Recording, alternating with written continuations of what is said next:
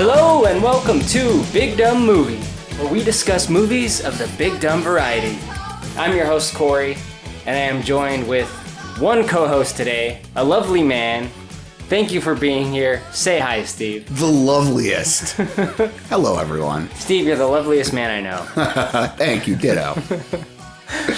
So we're here to talk about Howard the Duck. Now, Steve, when we used to do the hat, which we might bring back, this was one of your hat picks. Yes. Why did you want to do Howard the Duck?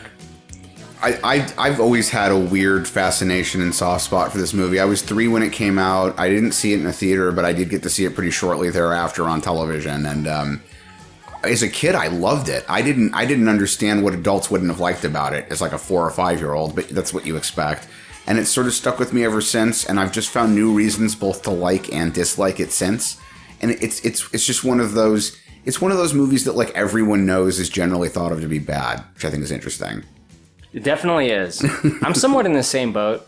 I liked this movie as a kid a lot. My mom had the VHS and showed it to me when I was around 5. Right. And I would watch it pretty frequently, like Howard the Duck and the Goonies, and there was like a few other 80s movies that I watched with regularity. We'll touch on it, but the 80s-ness is part of what continues to act. Like, there are things about this movie I do like. I'm not going to say it's a good movie, but that the 80s-ness of it is part of it. I'm very nostalgic about the 80s stuff, and I like the fact that this has that timestamp on it. Yeah, it's built into the DNA of this movie, I'd say. So, I mean, this is a Marvel property, and I mean, I'm sure some people know that, but I'd say like your common moviegoer, like maybe like a non-comic reader probably doesn't know that, right? No, and he's not a character in the last 20 years that's gotten a whole lot of use. I mean, there's that one moment at the end of the first Guardians of the Galaxy, but I would venture anyone much under like 25 when that film came out wouldn't have even known who he was. Right. So, unless I'd say like they were like somewhat involved in the comic book universe. Yeah. So this is a Marvel movie that came out in 86. This is definitely pre-Marvel Studios. Way before, in fact. Yeah. There were other Marvel movies kind of splattered around, but for the most part, they just gave comic book movies a bad name around this time. Yeah. I mean, when you go back to comic book movies, the one that really kicked it off, in my opinion, is the Richard Donner Superman. That's kind of like one of the first big ones. Absolutely. And then it got its sequel, and then later on, comic book movies shifted. I mean, to your point, to the point that for a long time, studios thought that the Superman franchise was the one weird outlier, that it was like the only comic book film that would ever make any money. Nobody thought you could really do that successfully otherwise. Yeah, I mean, I haven't watched Richard Donner Superman for a while. When I was a kid and I was watching Howard the Duck, that was another one I did watch and I liked it a lot. Right. But it's hard for me to imagine getting a 6-year-old to sit through Richard Donner Superman, you know? Yeah, one of my problems with it is always, I appreciate other people love them, and I don't really dislike them, but yeah, I've never been able to get into them, and I think they're much in the same way I can understand that the 80s-ness I like about some movies is going to put other people off. There's something about Donner's approach to Superman that's a very 1970s approach to Superman, and I just don't like it. Like...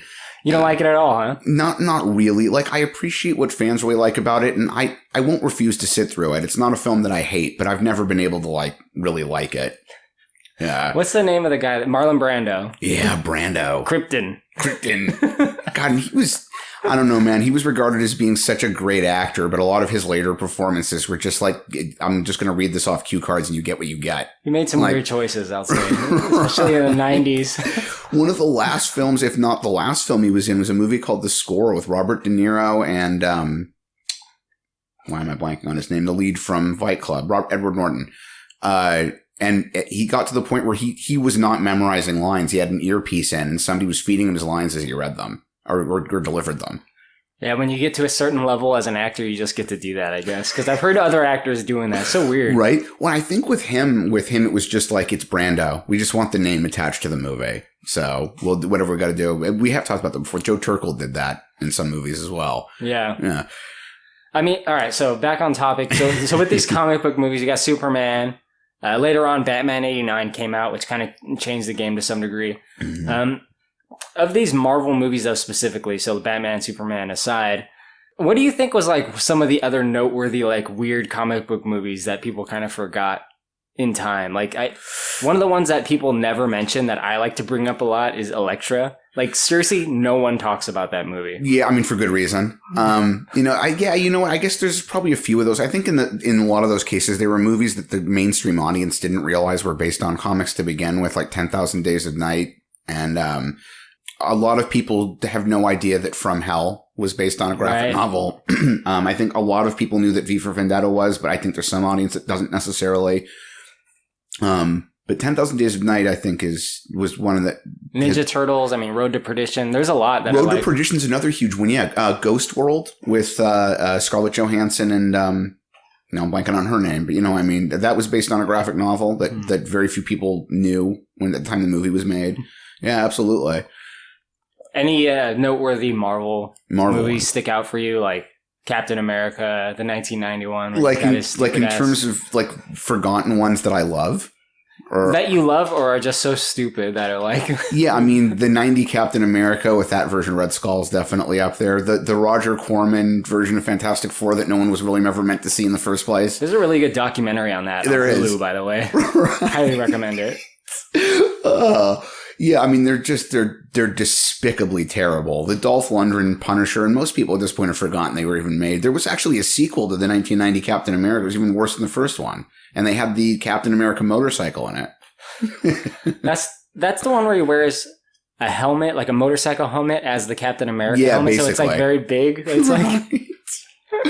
Yeah, I mean, those were bad. And some of the other ones, I'm a fan of Raimi in general, but the Raimi Spider-Man movies I don't think have aged all that well. I don't think so either. Yeah.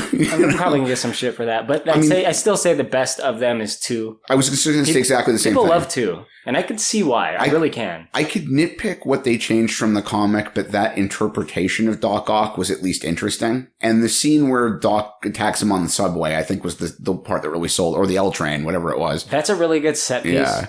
I love it. There is some issues with it, I think. Yeah. Namely where at some point where they're crawling like up a wall, they're fighting their way up a wall, Right. It's crazy.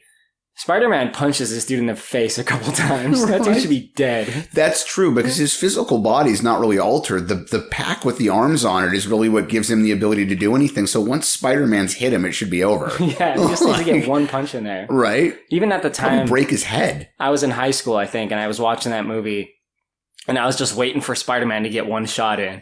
I was like, oh, this is going to end. And he gets a few at some point. It takes him a minute, but he gets in there. No, you're right. I mean, and I've gotten into huge arguments with this about people, and we're actually supposed to be talking about Howard the Duck, so I don't want to segue this too much further. Oh, but we will. Right. The Cap and Bucky boxing it out with Iron Man in Civil War. I understand they're supposed to be enhanced and all that, but come on, after a while, Iron Man should just break the both of them. There's no way they're stronger than that suit. Yeah, I think in the Civil War comic, the way that Captain America gets in there is he somehow disables the suit. Yeah. And then he just starts fucking wailing on him. Right. So that scene in the movie where Iron Man's like, his mask is off and he's like laying down and he's like, go ahead and do it. And Captain America's about to finish him. He's like hanging right over him with his like hand cocked. Right. That is in the comic as well, but there's, it's the context. Yeah, it's like a different way that he gets in there. It's not just him versus Iron Man in the suit. Because even without the help of the computer system, I figure, all right, now Tony maybe can't box as well as Cap without the help of the computer, but he still has the armor on. The armor should be able to protect him from a lot of that. The armor's meant to be able to take missile hits. I don't know. Anyway. So we got some good Marvel movies back in the day. Or at least we got some Marvel movies back in the day.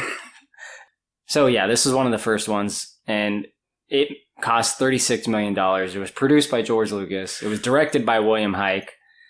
Steve, how the fuck was this movie made? I'm not sure why the subject came up, but Lucas was apparently the first one to start initiating conversations about making this into a movie. And they originally intended, it's actually kind of an interesting tie-in, I think. They originally intended to animate it and do it in the style of the comics and mostly maintain the integrity of the character.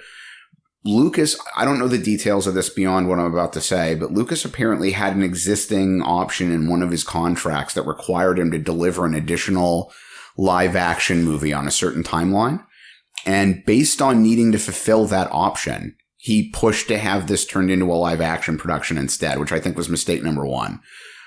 they, I guess, played around with different script ideas. One of the original script ideas, they weren't even going to explain how Howard got to Earth. They were just going to kind of start once he was already here. We've had conversations about doing things that way relative to Batman. And I think that you can get away with doing that with Batman to a large extent because most people know the background enough and you can sort of establish as time goes on. But like with this, he's an intelligent humanoid duck. I think you've got to do something toward explaining how the fuck he ended up on Earth. They only lightly touch on that. In any case. No, I agree. With a more well-known character, like now what they're doing with the Spider-Mans, they kind of skip the origin. Right. I think you can do that with a well-known character for the most part. Right. But I mean, Howard the Duck, even in 86, and that was probably the peak of popularity for the comics he was in, a wider audience, not to the degree Superman or Batman would not have known who he was. But, so they ended up writing a bunch of scripts and going through revisions, ending up what they ended up with story-wise. This is a point of frustration for me. They made a decision pretty early on to change the nature of the Howard character from the comics. He was supposed to be rude and obnoxious and a wise ass. He was kind of all of the worst elements of a sort of neo-noir detective from a 30s film rolled into a duck character. And they made him way more palatable and friendly because they thought the audience would like the character more if they made him that way. So that's what he's like in the comic. He's more like, it's more of a noir kind of story. Like, I don't know much about the actual content of the comics. I know the big story as to what happened, which I want to talk about in a moment. Right. Well, this is probably the best way I can describe it for people that have some familiarity with comics, but not with Howard. You know how Deadpool is very satirical and constantly breaking the fourth wall? Mm-hmm. Replace Wade with a duck who's just kind of an asshole instead of being an assassin, and then theme it slightly neo-noir, and you've basically got Howard the Duck.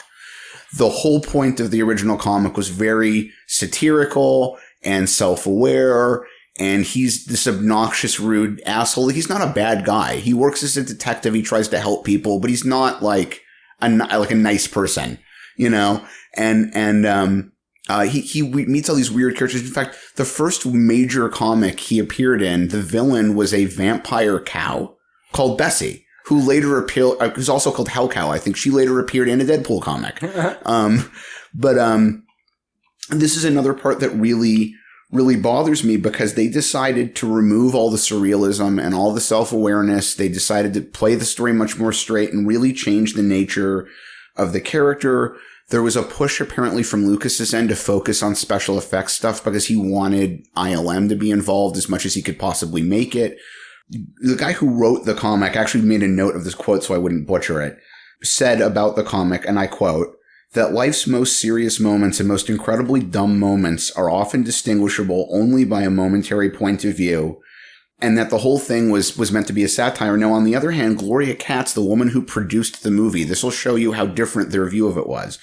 Gloria Katz said, it's a film about a duck from outer space. It's not supposed to be an existential experience. She took something that was supposed to be an existential experience and did that with it. The weirdest part to me is nobody on Earth thinks that this was really an adaptation of the comics, except Gerber, the writer, came out at one point and said, no, I think this was totally faithful to my characters. And that's like, interesting. It's like, have you had a seizure since you saw the movie? Because that makes for the creator to have said that makes no sense whatsoever. And lastly, real quick, touching on, because you mentioned the money, they only ended up clearing something like $1 million on their budget internationally, total income from this film. Which is basically a failure. Right. It was considered a bomb. The rumor I've always heard is that Lucas was finishing construction on Skywalker Ranch right around the time the financials from this were coming in, and that Lucasfilm was originally supposed to include an animation division, but the failure of this film put Lucasfilm in its early days at such financial jeopardy that Lucas ended up taking basically an offer from friends. He and Steve Jobs knew each other. Steve Jobs apparently offered for Apple to buy what was supposed to be Lucasfilm's animation division at a massively overinflated price as a favor. And George Lucas did it because he needed the money to keep Lucasfilm operating, and that the animation division that Apple bought turned into Pixar. Oh, shit. Yeah. So now I don't know for certain that all of that is totally true, but it's a really prevalent rumor. It's never been explicitly denied. And it's really, really interesting to think what the animation side of that industry would have been like if Lucasfilm had been producing animated content all that time. Yeah. What would they have made? Right. And what Pixar stuff would not have gotten made. Or maybe Toy Story would have gotten made anyway, but totally differently. You know? Yeah. That's a good point. Yeah. You mentioned Steve Gerber, one of the creators. Right. So Steve Gerber, he worked for Marvel. Now, the thing at Marvel is if you make a character, Marvel owns it. Right? So he made this, he was a co-creator. He was one of the guys that made this character. Right. Marvel owned it. He eventually left Marvel, but Marvel still had the rights to Howard the Duck. He went to go work for Image and created like a different duck character.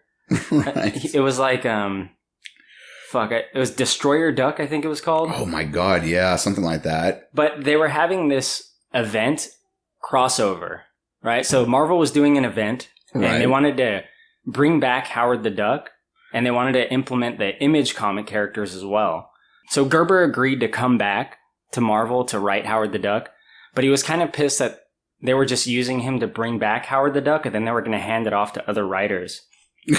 So there's this weird thing that happened in 95 where they did the crossover, and at one point in the crossover, the Marvel version of Howard the Duck faced off against this villain who created a ton of copies. Right. And in the Image crossover book, the real Howard the Duck went back to Image, and the real version went in witness protection and became a different character altogether.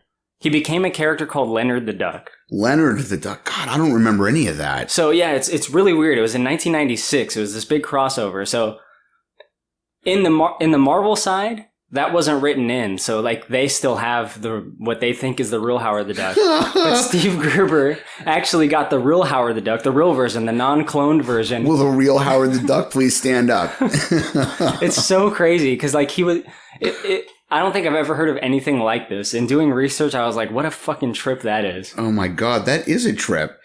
That was one other thing I wanted to mention. In one of the commentary tracks, I think on the DVD, somebody mentions that when the movie flopped, Lucas went around reassuring everybody that 20 years from now, this will be seen as an underappreciated classic. And boy, how wrong was he about that? You know what? There's probably a fan base somewhere. There is a bit of a cult following, and I'm sort of a member of it myself. But the image of this film did not come around the way he thought it was. It's not exactly the Big Lebowski, is it? No. There's an old story. The people involved have purportedly denied it, but I like to believe it's true. That after one of the test screenings of this film for executives from Universal, two of them got into such an angry argument over whose fault it was that this movie had been greenlit that they literally got into a fist fight in the screening room. And I really, really want to believe that story's true. Oh, man. What a thing to fight about. Right. So, the film itself, Howard the Duck, we're going to dive into it. This movie is PG. I just want to start off the top saying that. I'm not going to harp on it, but this movie has a PG rating. And I clearly the standard has shifted a bit, but I think that's a large part of why they shifted the Howard character the way they did. I think this easily would have been a PG-13 and maybe even an R film if they had done it with Howard the way he was in the comics, and there was just no way in 86 that was going to happen. We were way before R-rated comic book movies at that point. Definitely. Yeah. So we get to see Howard the Duck in the beginning in his apartment. He's in Duck World, which is a very interesting name for the planet he comes from, but as far as I know, it is comic book accurate. He's from Washington, D.C. No shit. Really? Right, absolutely, that's true. He's from Washington, D.C. So it's basically a one-to-one version of Earth, except the people are like duck humanoids that are very short. Yeah, they've evolved from a duck, and that whole thing makes no fucking sense. I mean, and the fact that they can speak in like human words, regardless of what language they speak, that they speak instead of quacking, and he speaks English? How would they speak English? They describe evolution in this movie so bad. Yeah. Just none of that. I mean, fine, it's a comic. Like, in the context of the comics, it's fine, but they make an effort, to your point, they make an effort in this movie to give it something scientific, and it's like, why? Because none of the science behind this makes any sense. So Steve the scientist is back. Right? Yeah, just don't do that. Let it be a comic book. We don't need the science. He's from a planet of talking ducks. It's fine. It's fine. So there's some weird shit going on in his apartment. It was going by too quick for me to take notes, but there's a version of Raiders of the Lost Ark. Yeah. Breeders of the Lost Stork, I believe it was called. Yeah, that's correct. Very interesting. So also some allusions to neo-noir films, which is one of the few nods to the source material. And if you look at the names of the actors, oh God, what was it? Like there was a real actor named W.C. Fields, and on one of his posters, it's like W.C. Marsh.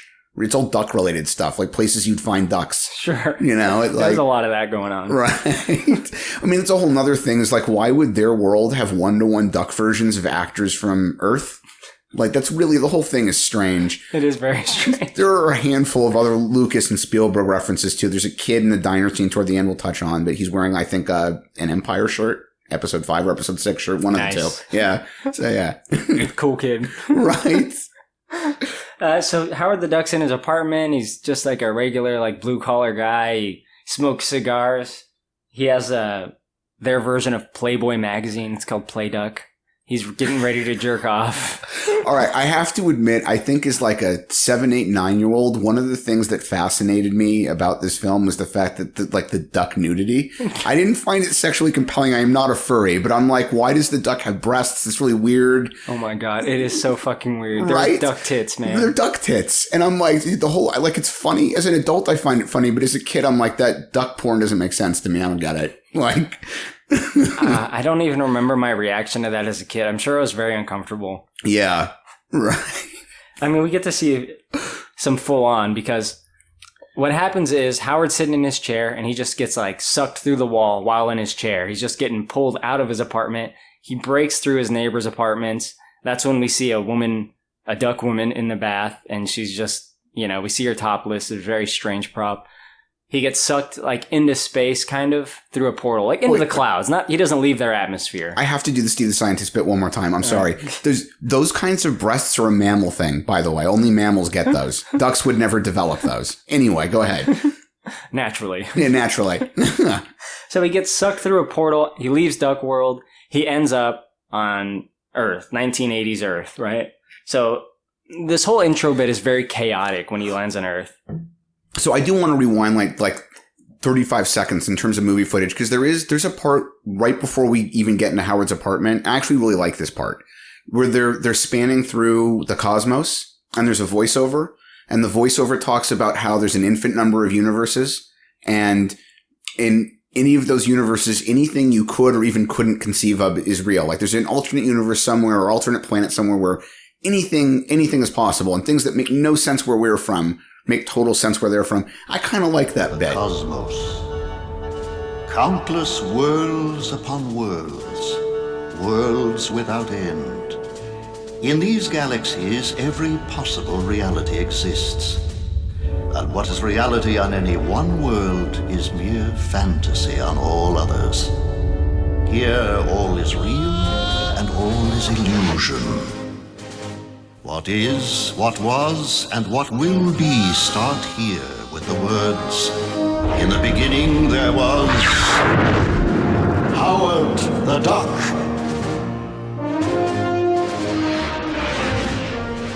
Yeah, the multiverse. That's very comic book. It is very comic book, and it's a nice way to introduce the concept in a digestible, easy way, and it's very I don't know. It's just, I found that bit satisfying. And then you get to the apartment, and the detail in the apartment was cool. And I thought I always liked the sequence of Howard getting sucked to Earth. I thought that was cool. He gets sucked through all the walls and into the tunnel. And I'm just so taken aback by the duck tits that, like, I'm really just taken out of it, man. It's right. It's so jarring to me. It is jarring.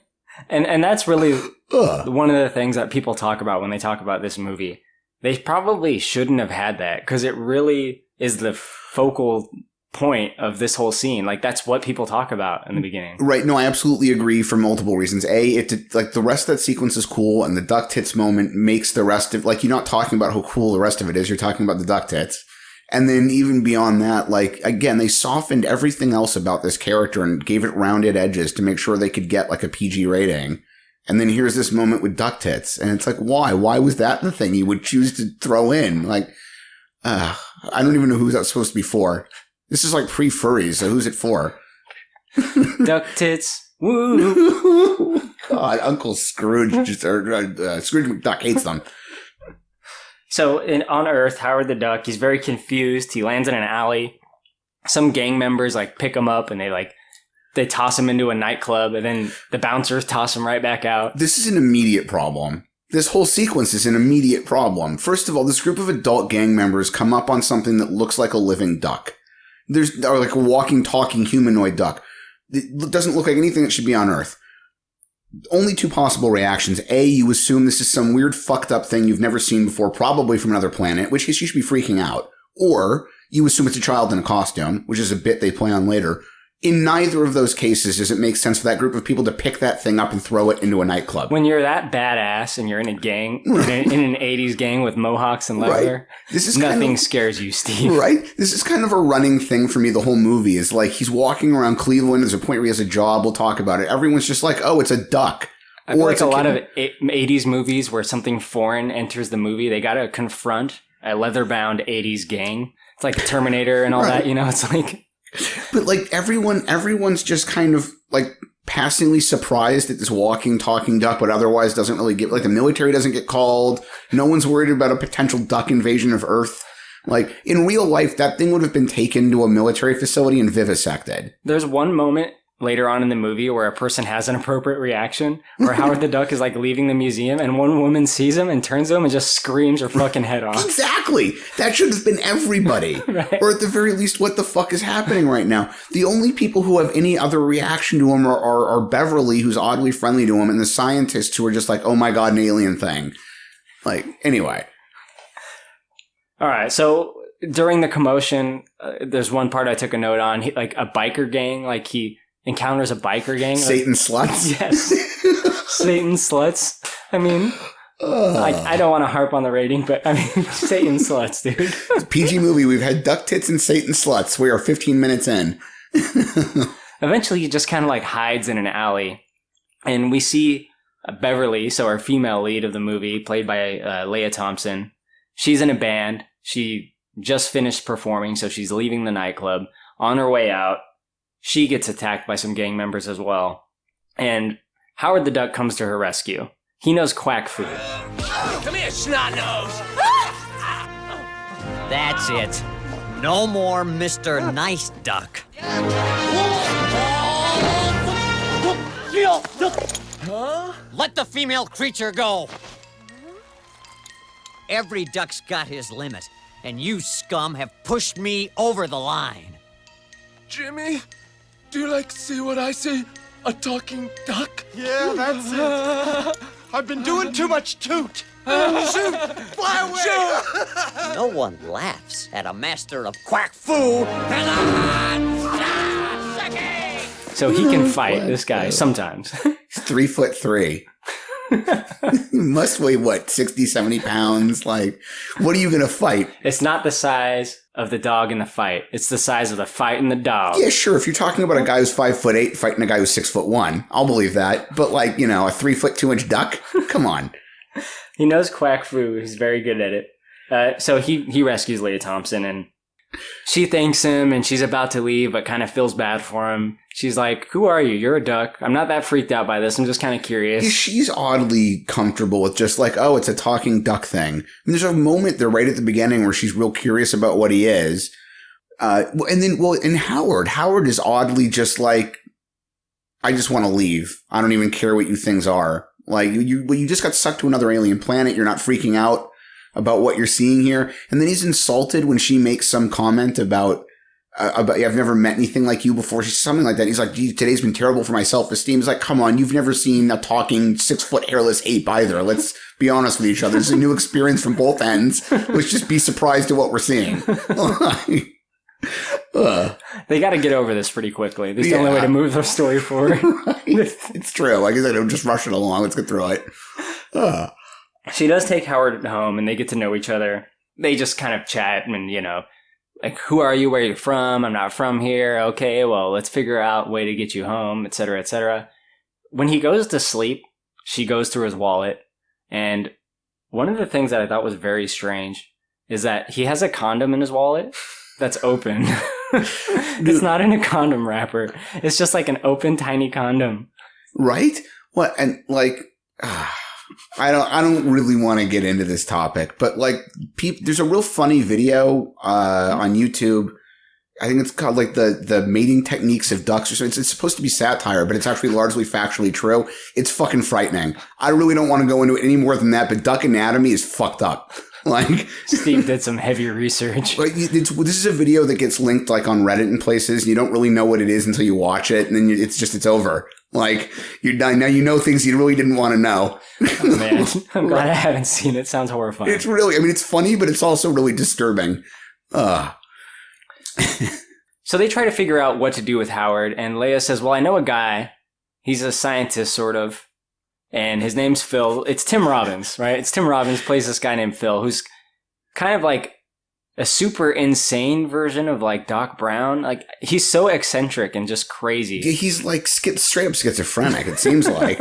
Tim Robbins has also said over the years that the only thing related to the movie, working on this movie, he really thinks about is the fact that he made so much money making it.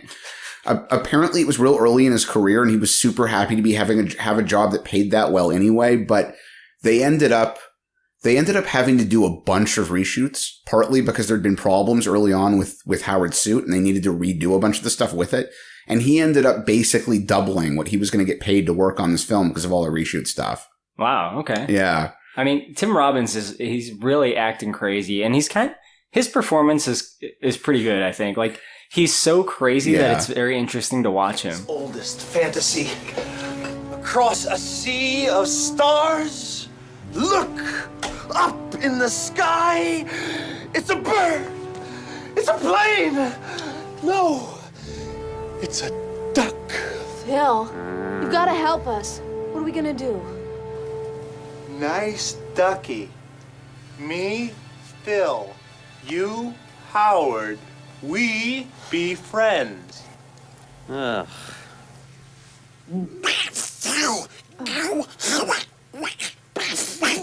Undoubtedly, one of Earth's greatest minds here. Yeah, he's certainly entertaining. He's also kind of annoying, but yeah. So he has all these like wild theories about Howard, but he doesn't really know what he's talking about because he's just a lab assistant. But that's really his introduction. Howard kind of gets fed up, though, and he basically leaves. And he says, you know what, Beverly and Phil, I'm going to go do my own thing. I'm going to figure this out. He's tired of everyone looking at him crazy, and he just wants to go live a normal life, which he can't do, but he wants to. An insane thing to think. Right. So he goes to like this unemployment office. Steve, maybe you can tell us about what this is. I don't. He goes to it's basically just whatever the Ohio equivalent is to like the employment, state and city employment agency, whatever. They're basically there to place unemployed people. And there are, this works everywhere. There are caveats. Like if you're on extended unemployment, once you get to a certain point, you have to prove to the state government you're actually still looking for work or you can't keep collecting the check. So this is a real thing. So he goes to one of these offices to get help getting a human job. And the woman who's supposed to help him starts immediately like calling him a deadbeat and saying, oh, I can't remember what her actual name is, but it's like Rhonda or something. She's like, Rhonda places everybody. Speaks about herself in the third person. And she's like, I'm going to get you a job. I think I've got one that's perfect for you. And, but she thinks he's some kind of weird freak who's had like plastic surgery or is wearing a costume. It's like, again, I can't understand anybody looking at that and being like, oh, this is a human in a suit or whatever. But it happens repeatedly. Even the cops at one point think so. And eventually she finds the job she's been thinking of in her Rolodex of available positions. And it turns out to basically be a slop bucket guide, a real sleazy, I don't know what it's supposed to be. Bathhouse? It's like a bathhouse / brothel. I mean, there's people having sex all over the place, but there's definitely no way Cleveland's got legal like bath brothels downtown. She got him a job under the table, like yeah. I mean, it's like one of those porno theaters where they let guys do weird shit in the theaters, even though they're not supposed to. It's called Lava of Love. Yeah, Lava of Love, and there's like mud baths in there. He's supposed to hand out towels to the people that are banging, right? And then the boss tells him that he's also supposed to be a water expert, which is, I guess, supposed to be the joke. Is like the employment person said that I've got a perfect job for you, and oh, haha, it's a water expert. But like what you need is a guy who does like plumbing for jacuzzi pumps.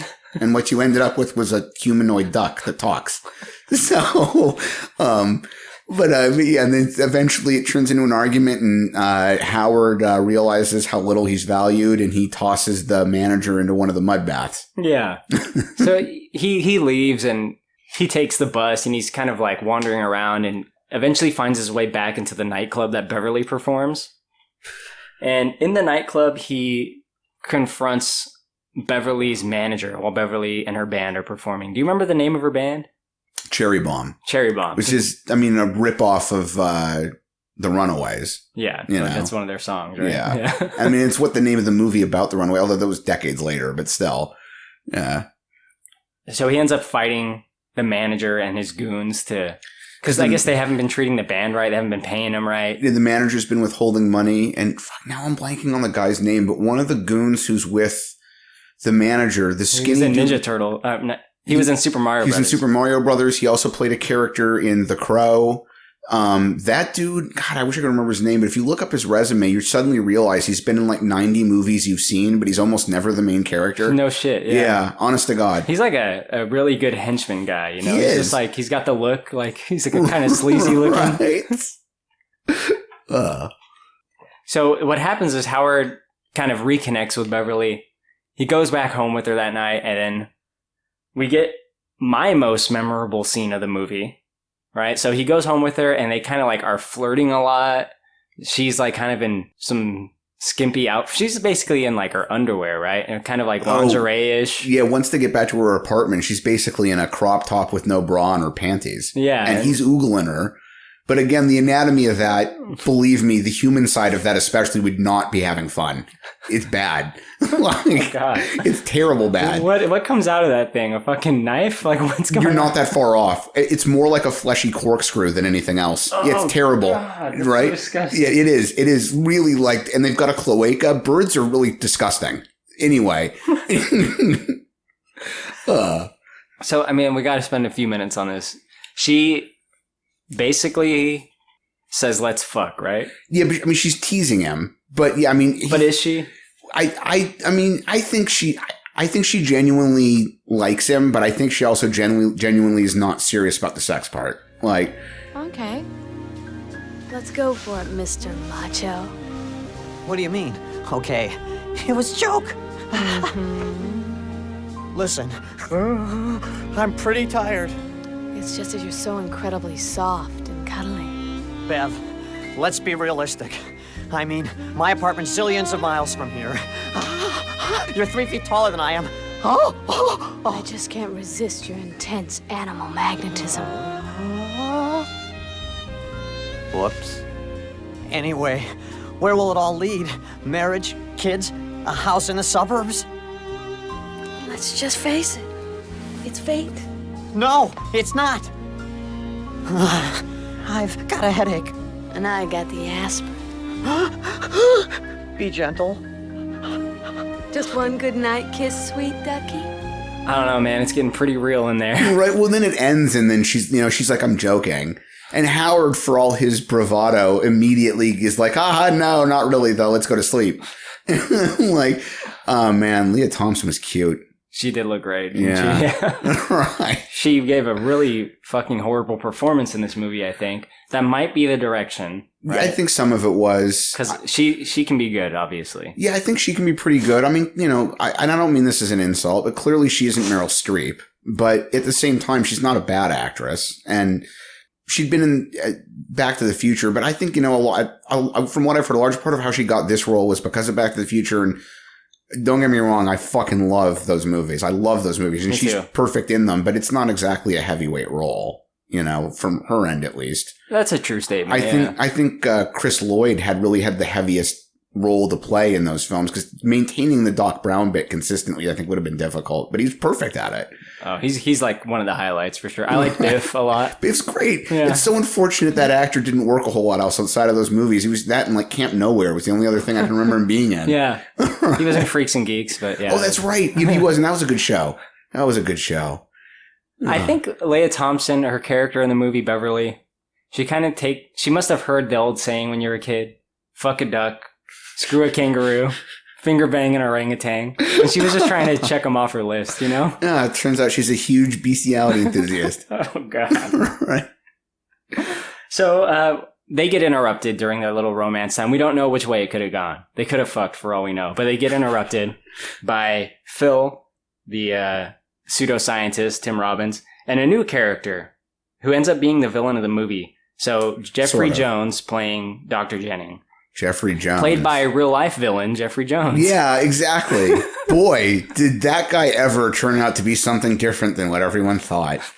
I mean, Fred Willard got caught, jerking off in a porn theater, but at least it wasn't to kids. Like, So what's Jeffrey Jones' story, Steve? He had this, I mean, I think by the time people discovered what he was up to privately, the bulk of his career was really over anyway, but he'd had this really good career between approximately, these aren't the exact years, but 1985 to 1993. Yeah. He's in a whole bunch of really popular movies, this and Ferris Bueller and 12 other things. Yeah, Beetlejuice. And Beetlejuice. And he probably would have continued getting good stuff. And then at some point in the early to mid 90s, it came out one way or another. I don't remember the details of how it became news, but he basically got busted in possession of child pornography. Yeah, I think he was trying to solicit this young boy. Yeah. And I mean, it goes to show you, in an industry that was willing to look the other way for years while Harvey Weinstein coerced young actresses into sex, and in an industry where the people were willing to look the other way for years while Bill Cosby fucking drugged women, even in an industry that permissive of awful behavior, you still can't be a fucking pedophile.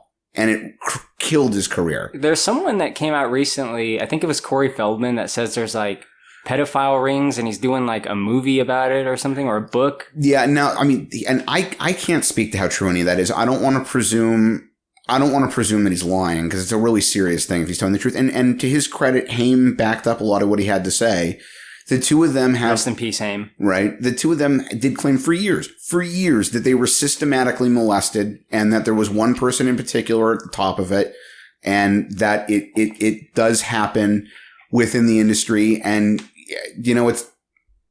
it could very well be the truth. I tend to think that it's a small number of people within the industry who are operating amongst themselves rather than being something that's really systemic to the rest of it. But yeah, I don't know. Yeah. I don't know. It's rough stuff. Things took a dark turn. Let's get back into the movie. Right. I'm sorry. All right. So Jennings is a real scientist, and he says, look, we were doing this experiment with a laser, and that's when you showed up on Earth. So what we did must have brought you here, right? And they have some evidence to support that.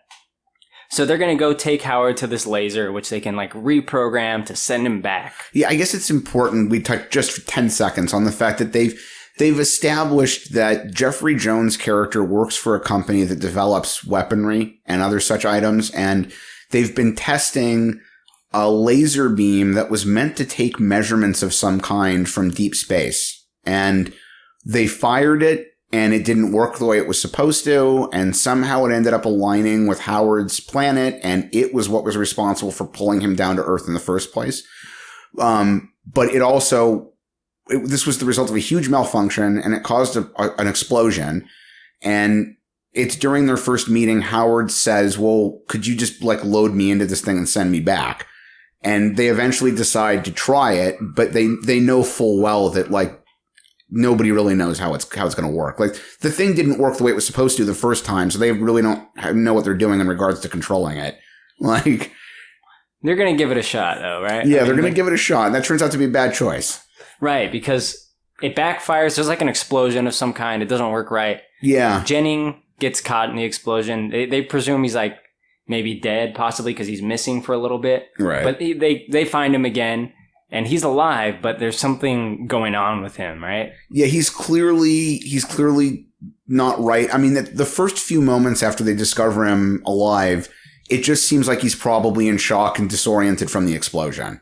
But as time goes on after that, they escape well, I guess we should rewind here. The explosion happens, which results in emergency services being called. So the police have shown up, the fire department has shown up, but they don't really want Howard to get discovered by these people. So Howard, Beverly, and the doctor decide that they're going to escape the facility together.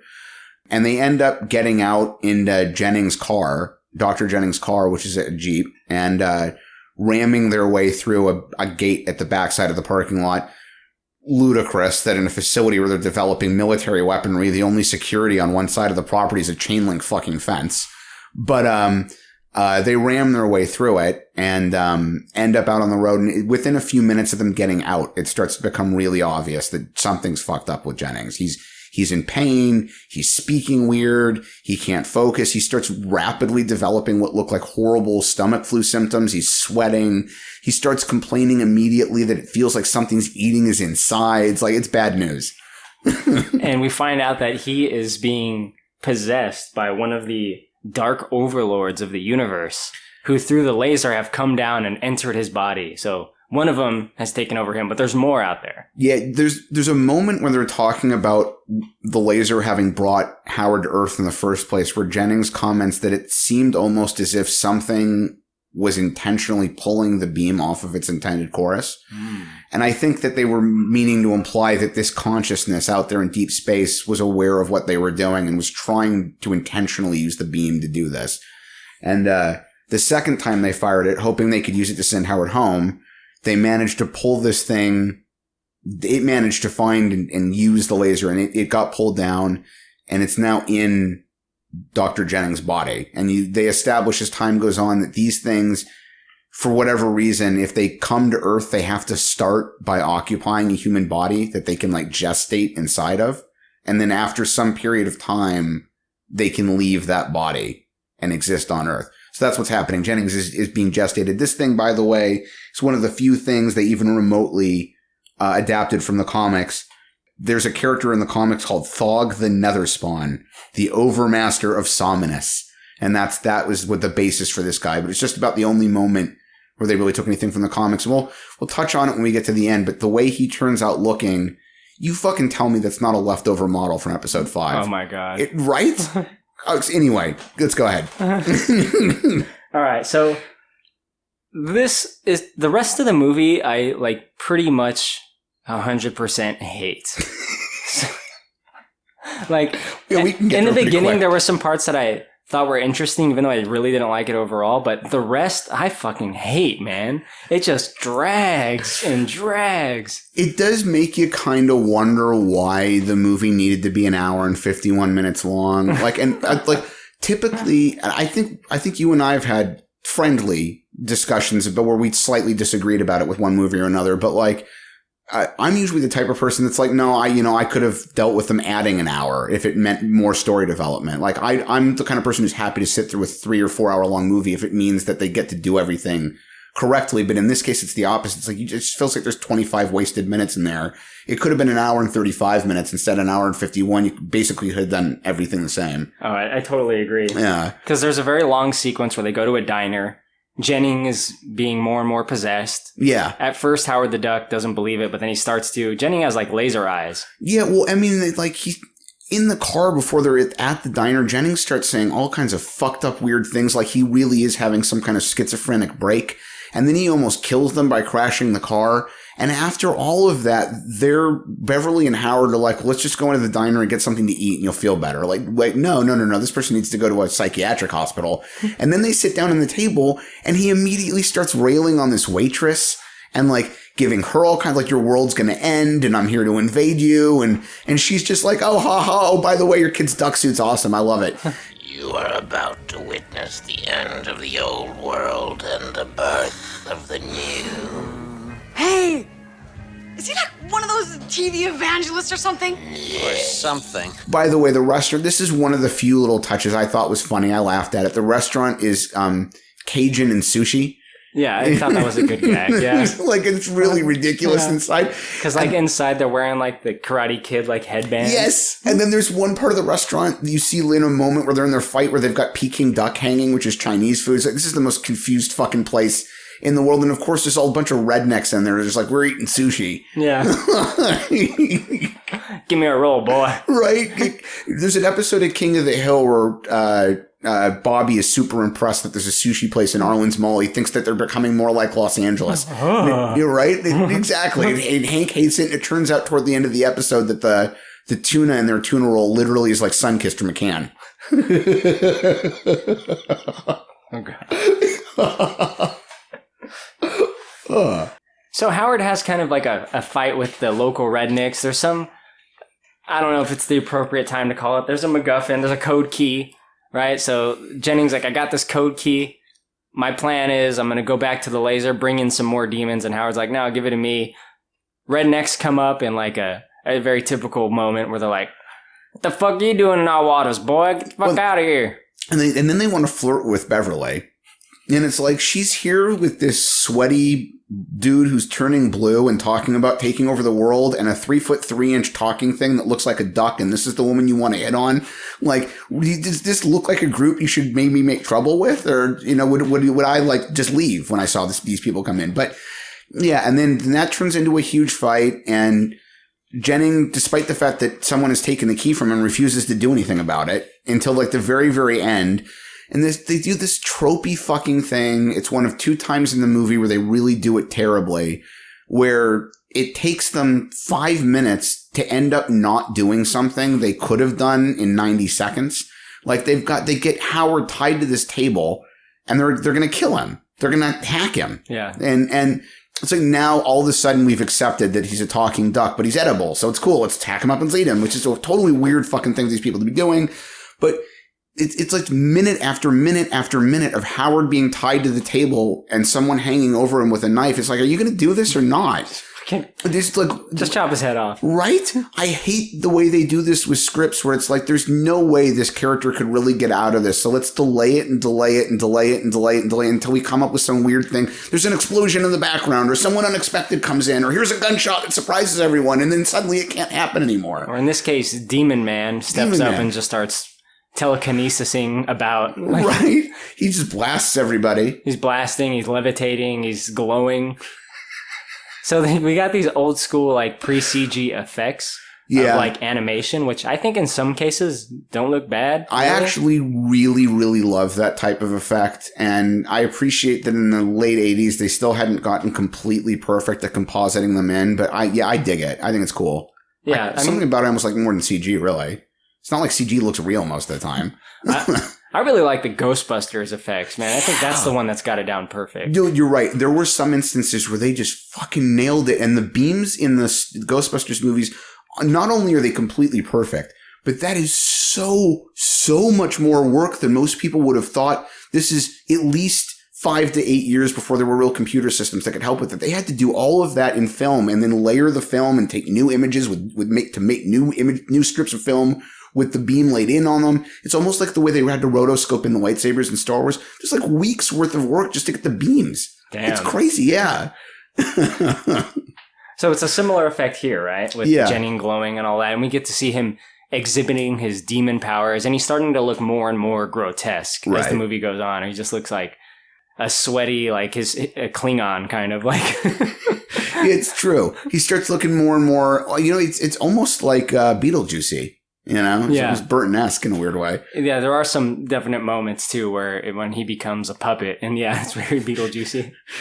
But so what Jennings does is he takes Beverly, he takes the code key, and he leaves. His ultimate plan is to go back to the big laser that brought him to Earth, but first he has to make a stop. He has to go to a nuclear power plant because I guess he likes to absorb electricity. Yeah, that's like his food. Sequence is not well explained. Like, he just keeps saying he wants or needs power.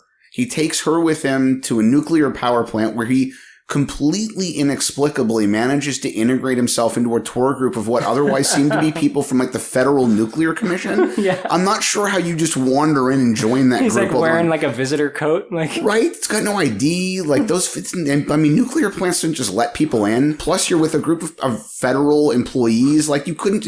So somehow he manages this while Beverly's tied up in the car. And not only that, but then the rest of the group wanders away for coffee because he's acting so fucking strange. I mean, post 9/11 especially, there's no way that guy gets into a nuclear power plant. No way. No fucking way. He gets guns drawn on him immediately. Yeah. I mean, on top of which, like, why bother doing it that way? Just laser blast everybody and walk in. But, then he manages to go. You ever see that movie? Yes, actually. He looks like he's becoming like the guy from Laser Blast, like the way he's looking, like more and more like a monster. And then he opens a door that wanders into the reactor and just lets himself in. Yeah. And after that, the next cut is basically him back with Beverly. Yeah. So, like, there's no explanation of what happened while he was in the reactor. The power plant should have exploded. Probably would have. Definitely there would have been a meltdown.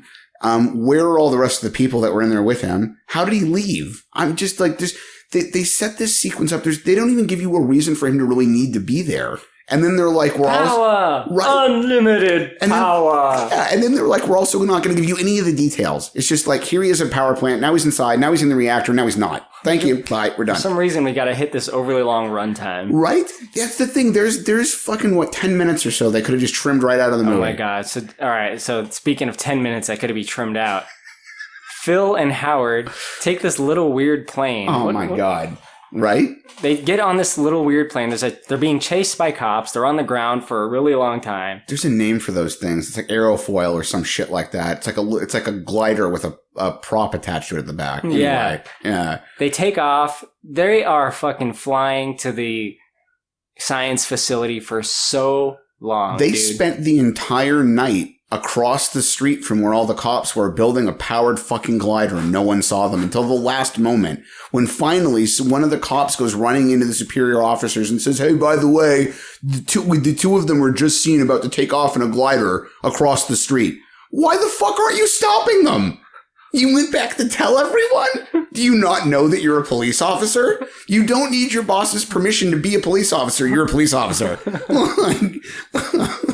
Chase the fucking mutant, man. Right? There's a duck thing and a guy building a powered glider across the street to escape with, and they're the ones you're looking for. Go get them. Dude, they are on this glider for what feels like an eternity. And they never get more than like 20 feet off the ground. Yeah.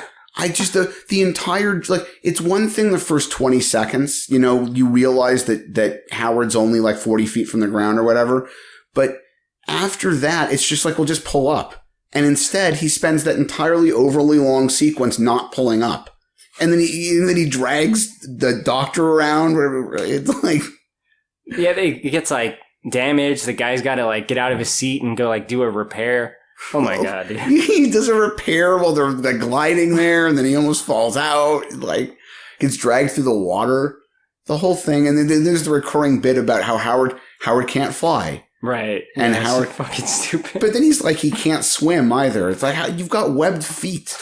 How can you not swim with webbed feet? All right, whatever. You don't even have to try. You literally don't even have to try. Look, I have this argument with people too. I hear people say, I can't swim. It's like, your body floats. You can absolutely swim. Just let yourself float, move your arms. You're swimming. You don't need lessons for this. It's funny that you say that. This is the first time I've ever had this conversation.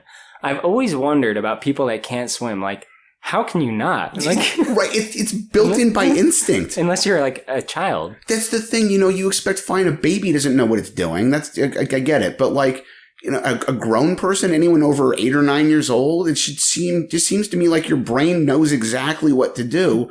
But you get these people who are like, I can't swim. And then if you get them within 8 feet of water, they just start flailing their limbs and screaming. And it's like, well, that's definitely what you're doing wrong. Don't do that. Like, look, I'm not going to go into it too heavily, but I don't fuck with water myself.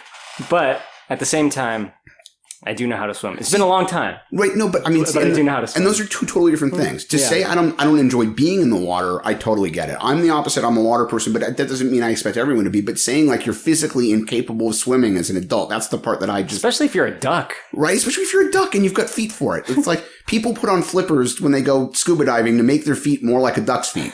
He's already got those feet. Yeah, he's got them already. How can you not swim? Like, just float and paddle. He's like, my animatronic will break down in water. Right. That's really what it is. So they get to the lab. The big bad, Jennings, who's possessed by the Dark Overlord, also at the lab, ties up Leah Thompson, Beverly, and he starts working the laser, right? So he's trying to bring in more demons to Earth. They're going to take over the world. It's just Howard and Phil. They're trying to figure out a way to stop him. They get another laser. Yeah, it's like a neuron destabilizer or some shit. The neuron disintegrator. The neuron disintegrator, yeah. And he tells Howard that the company had been working on it as part of a government contract, but the cost overruns ran so high it became embarrassing and they stopped development on it. So we just got it now. Yeah, so it's just this prototype's just sitting here. The military definitely didn't want this back. Yeah, we just held on to it. They let us have it. Right? And somehow, this is another case where just everything is delayed. Jennings has got Beverly strapped to the bottom of this laser because he's going to use her as a host for one of the other demons. And he should have been able to get the whole thing set up and running instead of like 2 or 3 minutes. And for some reason, it's taking him forever. And he's jabbering with Beverly and she's giving wise ass remarks and he's talking back to her. And just so that Howard and Tim Robbins have enough time to mount this gigantic thing to some kind of powered vehicle and then drive it into the lab. And then they can make it there before anything has happened to Beverly. How convenient. They do make it there, don't they? Right? So they pull up there. Howard points the laser at the demon man, Jennings.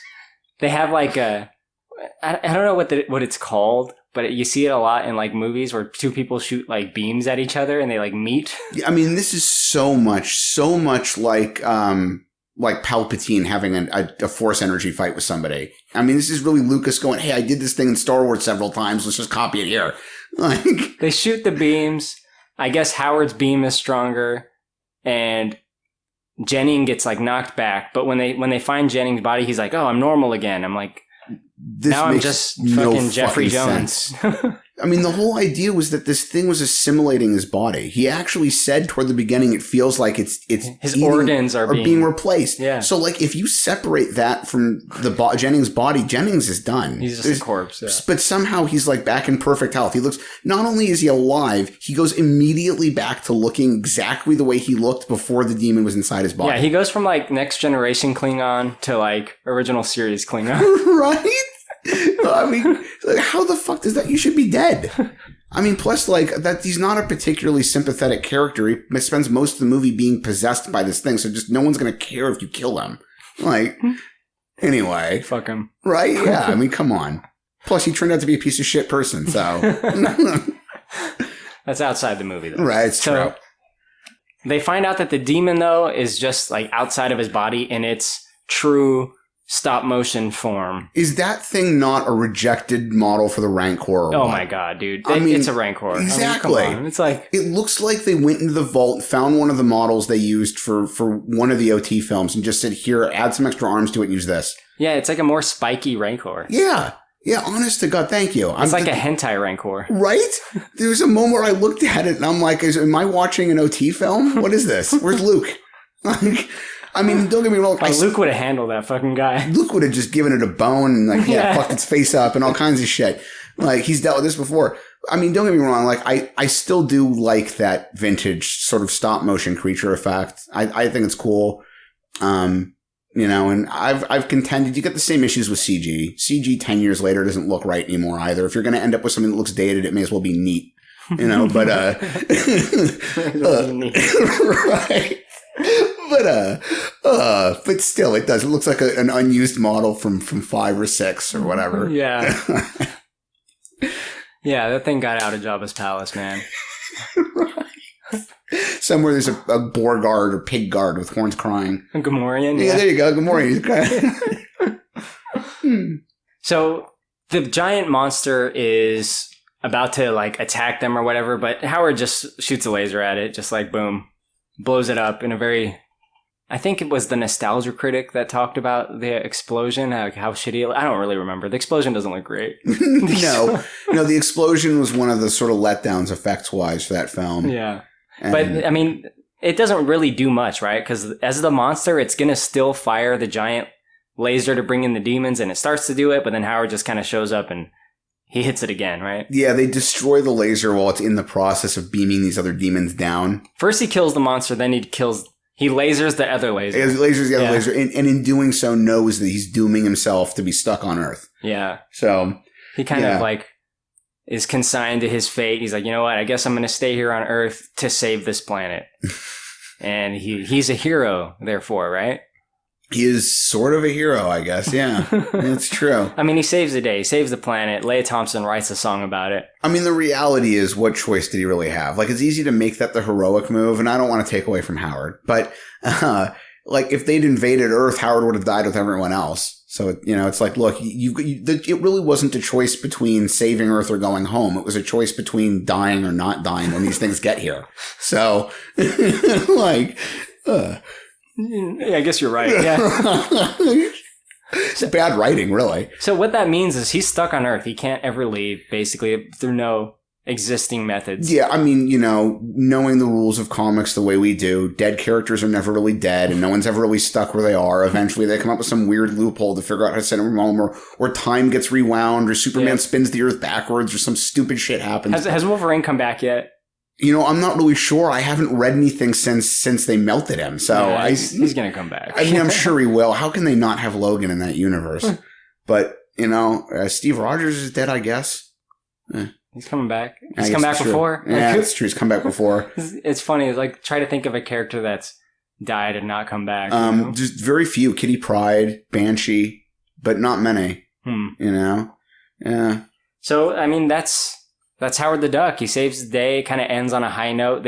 Leah Thompson's band, Cherry Bomb, they perform at the nightclub. And the Howard the Duck theme song. They perform the Howard the Duck theme song. Which in and of itself was nominated for Razzies. Even aside from the Razzie nominations the movie got, that song was nominated. Howard the Duck. Probably the least interesting song ever. Very 80s sounding, but totally bland. It's just like, I'm sure that was somebody going, how can we write something that sounds like every song that's popular right now in the middle of 86 without it being as good as any of them? And that's what they came up with. I mean, all their band songs are really just like this like generic 80s rock that just doesn't really have any place. Like, I don't know. It's no good. I mean, when it's so generic and terrible, it makes the Bangles stuff from the same time sound classic. Like, for sure. Fuck, dude. What else? Howard's the new manager. He kind of like manager. Fumbles his way onto stage with them, like with the band, and he picks up a guitar and he starts like doing a solo. Yeah, and Lewis is like their stagehand now. Or what's Phil? His name? Phil, yeah. Phil is like their stagehand now, and that doesn't make any sense. This guy was apparently in the middle of getting a PhD, and now he's working as like a stagehand. Like he's found his true calling, okay? He was not a good scientist. Yeah, I mean, he probably was not meant for that PhD anyway, but yeah. Very weird way to end that movie. This whole movie is fucking weird. I mean, they wanted to set it up for a sequel, and then it became painfully obvious upon the film's release that the sequel was not going to happen. But I mean, this was directed, like I said before, by William Hike, but George Lucas had a heavy hand in this, didn't he? A lot. I think he drove way more of what happened with it than anyone else did. I mean, look, he was the one that got the wheels started to make this into a movie in the first place. He was the one that made the decision not to make it as animated. He was the one that brought Hoyuk on because Hoyuk had done rewrites, I think, on one of the Indiana Jones movies and one or two of the two Star Wars films. Yeah. So they knew each other. Well, they went to film school together. Yeah, they'd known each other since film school, and Lucas had employed him to work as a writer mostly on some of his projects. And he directed 2 or 3 other movies, none of which were very successful. The one before this had also been a financial bomb. And this turned into the last film he directed. I think he continued working in the industry, but not as a director. That's true. Yeah, this was the last movie he directed. Yeah. So, yeah, I mean, but Lucas was primarily responsible for this. And it's actually a really interesting, I know there's a lot of documentaries and material about his career. There's a really, really particularly good hardcover book about Lucas's career called The Creative Impulse. And it touches on his involvement with this, among other things. It's kind of an interesting segment to read. But it's some side notes before we really get to because we're done with the story, basically. Before we go to ratings, go ahead. Yeah, before we go to ratings. They didn't cast Chip Zien, the guy whose voice you actually hear is Howard, but they didn't cast him until after they were doing production already. And they didn't actually record anything for him until they got to the ADR stage where they were dubbing dialogue. So on the stage, they had a different actor in the suit. And he couldn't hear what the fuck was going on outside the suit. So one of the guys working the remotes for the costume had to read all of Howard's dialogue using a speaker built into the costume. And then they had to dub it later on, which made it really difficult to do a lot of scenes. On the first day of shooting, they realized that from some angles, I guess should go back half a step. They had multiple Howard suits. Some of them were like the Ninja Turtle suits in the sense that they were worn by a human, but the head had animatronic elements in it. Yeah. In other instances, what you're seeing is fully animatronic and there's no person in it. But one of the heads that they started off using for the suit that was meant to be worn by a person, they realized the first day of shooting that they could see robotics down its throat every time it opens its mouth to speak. So they had to film the scenes anyway to get something on camera. And then they went back later on and had to reshoot a bunch of the stuff with Howard because of that, which is part of the reason Robbins ended up doing all those overshoot days. What was the stat? I wrote down a stat that I hadn't known before about the costumes. I might have lost it, but Lucas spent something like $2 million of his own money, right? Yeah, just on the costumes for the film, which was pretty insane. And I also found out, this is something I didn't know before. I was not familiar with this person before, but maybe we can get him to listen at some point, or we'll start doing something with him. It's a podcaster and author named Arnie Carvalho. He owns what might be the world's largest private Howard the Duck collection. I had no idea. The guy's apparently got movie props, crew items, memorabilia, stuff from the cast. He also owns one of the animatronic heads that were used in the movie. Wow. Yeah. So I wasn't familiar with you before, sir, but if you come across the podcast, I'd love to talk to you. Yeah. That'd be cool, man. It would be pretty cool. Please excuse my hatred for this film. It's nothing against you, sir. Right. But yeah, and then just to cap it off, I wrote this down to myself too so I wouldn't forget. The movie was nominated for 7 Golden Raspberry Awards in 1986, including Worst Director, Worst Original Song, being Howard the Duck, and Worst Supporting Actor for Tim Robbins. The picture won 4 Razzies for Worst New Star. The 6 guys and gals who wore the duck suit. All 6 people who wore the suit at different points won a co-award for Worst New Star. It also won Worst Visual Effects, Worst Screenplay, and Worst Picture.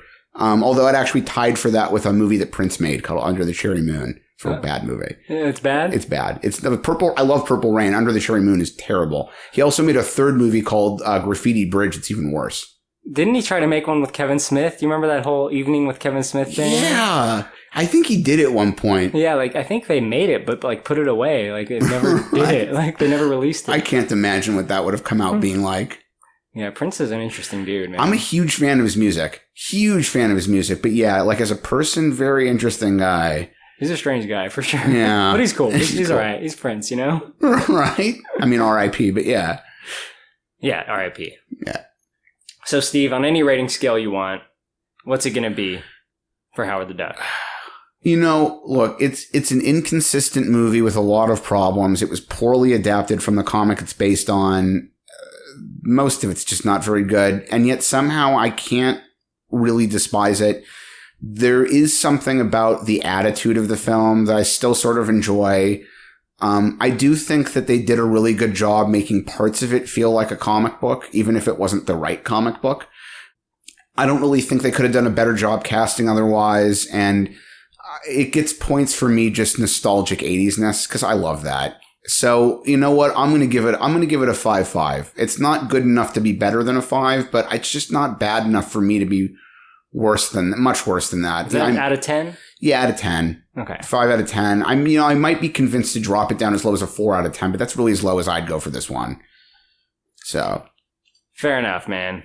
Look, I don't have the same feels that you have, Steve, so you're going to have to excuse me here. I'm sure. It's not a good movie. It isn't. I could understand a 1. 1 out of 10 duck titties. Yeah. Duck titties. Now, this is up there with Theodore Rex for me, man. Oh, see, I know. Yes, I hate Theodore Rex way more than this one. All right, go ahead. I do not like it. It's too fucking long. And look, the performances in this movie are all over the place. I know you said True. Tim Robbins got nominated for a Razzie. Yeah. I think he was kind of interesting because he was silly and having a good time and going crazy. Leia Thompson is what really bugged me in this movie, her performance. It's funny, she's just about the only one after the fact who said later on that I'm the one that had fun making this, but yeah. Well, fair enough. Look, the length of the movie and the stupidity of the long scenes really fucking bother me, man. Yeah. I'm not into that flying shit. No, when I think back on this movie now, moving forward after this podcast, so before it was all duck titties and duck sex. Now it's just going to be flying in that fucking stupid plane, bro. I'm not going to be able to get past that. that fucking planes and it goes on for too long. I'm just going to hyper-focus on the parts that I like. There's like 4 of them, but that's, Quack Fu. Quack Fu, the beginning sequence. Yeah. Minus the duck titties. So yeah, that's it for me. I was trying to think last night, which one do I like better, this or Theodore Rex? And I still don't know the answer. Maybe someday at a later time I'll know the answer. That's rough. Because, Theodore Rex, I think I did give a 1. That movie was unbearable. I think that was like agreed upon as the worst movie we'd ever done at the point that we did it. Right? Yeah. And, this arguably really is not much better. Just somehow I do like it more than Theodore Rex. Whoopi Goldberg. It's kind of in between Theodore Rex and the Ewok Adventures for me. Oh god, dude, those are fucking bad. Those are bad, Steve. Those are bad. They're bad. They're only better than the holiday special. Exactly. There's only one Star Wars item worse than the Ewok Adventures, and it's that. The worst thing, worse than the prequels, worse than the worst of the worst, is the holiday special. You know what? I might be willing to have a recorded debate one time on episode 1 versus the Ewok Adventures, because I'm not really convinced any one of those 3 is worse than the others. Oh, man. Like, for those listeners that like the prequels or love the prequels, that's great. Good for you. Steve here, though, is an old curmudgeon. I actually like the new ones, and that's what pisses those people off the most. I do not like the new ones as much as the OT. They are deeply flawed. There's a lot I would have done differently. But I still found them at least enjoyable. Yeah, for sure. Like, we often go on Star Wars rants, but it's really appropriate for this because this is a George Lucas vehicle, is it not? Absolutely, and it goes back to his creature fetish. Look, his creature fetish is what led to the Ewok Adventures. It's what led to Jar Jar Binks.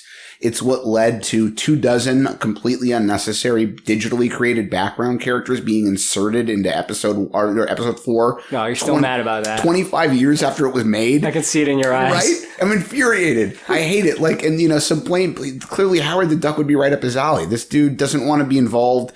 He made 2 movies that didn't have creatures in them before episode 4. American Graffiti and THX 1138. And since then it's mostly been creature shit. Good point. Right?